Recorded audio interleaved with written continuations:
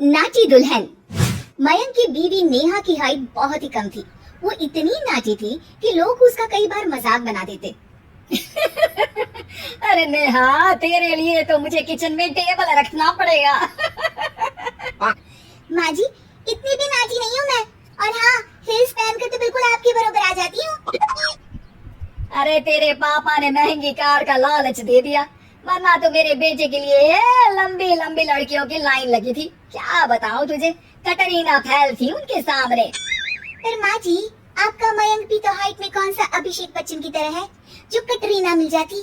वैसे भी मेरी और इनकी जोड़ी तो राम सीता की जोड़ी है, राम सीता की। एक दिन सभी खाना खा रहे होते हैं, तभी माँ, दाल बहुत अच्छी बनी है, जरा और देना। रुको जी, मैं लेकर आती हूँ, किचन में है। वैसे भी मैं खड़ी ही हूँ। ये सुनकर सास हंसने लगती है। तुम खड़ी हो या बैठी, एक जैसी लगती हो। बस कीजिए जी, अभी हिल्स नहीं पहनी है। वैसे भी हिल्स पहनती हूँ तो आपके बराबर ही लगती हूँ। एक दिन नेहा सब्जी लेने बाहर निकलती है तो पड़ोसन कहती है, अरे देखो देखो कितनी नाटी है। मयंक तो दिखने में अच्छा है, हाइट भी ठीक ठाक है, फिर क्या जरूरत थी ऐसी नाटी बहू लाने की। दहेज बहन दहेज, अंधे हो गए थे पैसों के पीछे, अब करे जगह साई। दोनों की बात नेहा सुन लेती है और उसे बहुत गुस्सा आ जाता है। आंटी जी, एक बात बताओ, मेरे पापा के पास पैसे हैं, उनको अच्छी लड़की की तलाश थी, ये पसंद आए और शादी हो गई। इसमें मेरा क्या कसूर है जो आप लोग मुझे सुना रही हैं? अरे नहीं नहीं नेहा, हम तो तेरी सास की बात कर रहे थे कि कितनी लालची औरत है। देखिए, वो लालची नहीं है। हाँ, उनकी कुछ शौक है जो वो अपने बेटे से पूरा करवाना चाहती है। और देखा जाए तो उसमें उनकी गलती भी क्या है भला। अगर इन्होंने मुझसे शादी की है तो जरूर कुछ न कुछ तो अच्छाई नजर आई होगी ना। और अब ना तो मैं आपकी बहू हूँ और ना ही आपके रिश्तेदारों को मुझसे मिलना है। फिर ये बात समझ नहीं आई कि आप इतना परेशान क्यों हो रही हैं? ये बोलकर नेहा वहाँ से निकल जाती है। नेहा, चलो तैयार हो जाओ, हम लोगों को एक पार्टी में जाना है।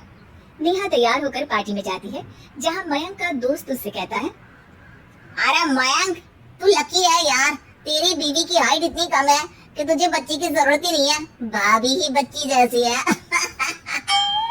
और मयंक, मेरी बीवी इतनी कम हाइट की हो ना तो मैं तो घर से बाहर ही ना निकलूं, कहीं फुदक कर चली गई तो लेने के देने पड़ जाएंगे।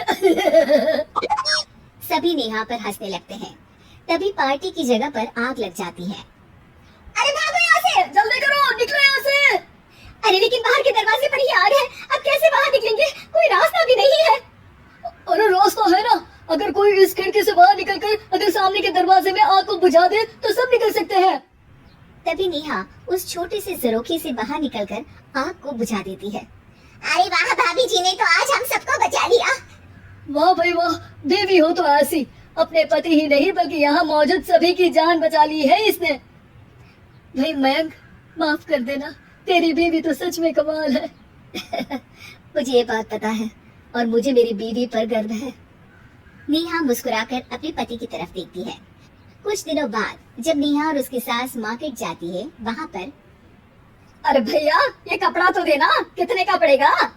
माता जी, ये तो बहुत महंगा कपड़ा है, लेकिन अब बस सिर्फ 2 मीटर ही बचा है।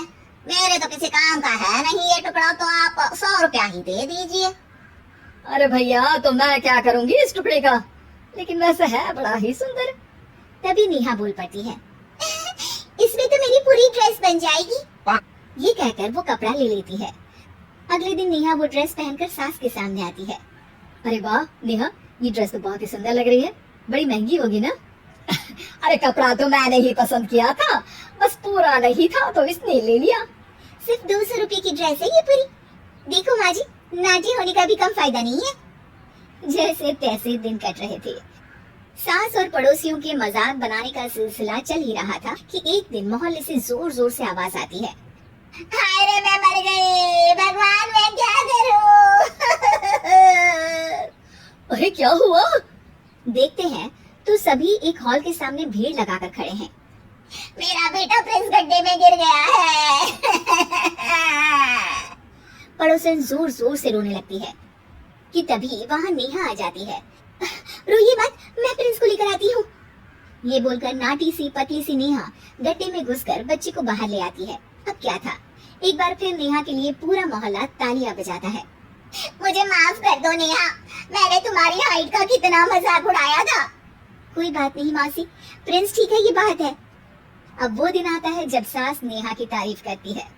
वाह बहू वाह, तेरी तारीफें सुन सुनकर तो मैं खुश हो गई। आज तो तूने ये साबित कर दिया कि समाज में इंसान अपने रंग रूप और लंबाई चौड़ाई से नहीं बल्कि साहस और हौसले से काबिल कहलाता है। मुझे माफ कर देना बेटा।